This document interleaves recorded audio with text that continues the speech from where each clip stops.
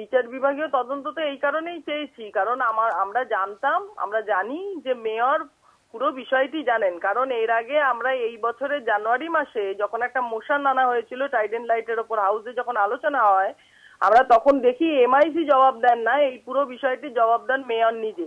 পরবর্তীকালে মুলতুবি প্রস্তাব যখন আনা হয় টাইডেন লাইটের ওপর, তখনও জবাব দেন মেয়রই মূলত।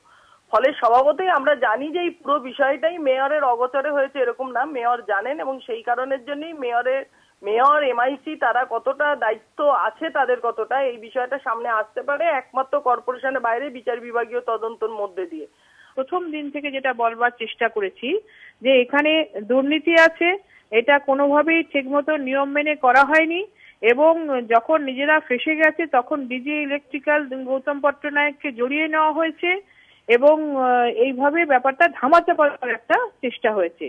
এবং তার উপর গোদের উপর বিষ ফোড়ার মতো যেটা হয়েছে সেটা হচ্ছে মুখ্যমন্ত্রী আবার সেটাকে সার্টিফাই করেছেন। ভাবছেন বোধহয় মুখ্যমন্ত্রী বলে দিলেই বোধহয় সমস্ত দুর্নীতি ঢাকা পড়ে যাবে, তা তো হয় না। আইন আইনের পথে চলবে, নিয়ম নিয়মের পথেই চলবে। সুতরাং প্রথম দিন আমরা যেটা বলেছি যে এটা বেনিয়ম হয়েছে এবং এটা নিয়ে দুর্নীতি হয়েছে, এই ত্রিফলা লাইট নিয়ে, সেটা আজকে আবার নতুন করে প্রমাণিত হয়ে গেল।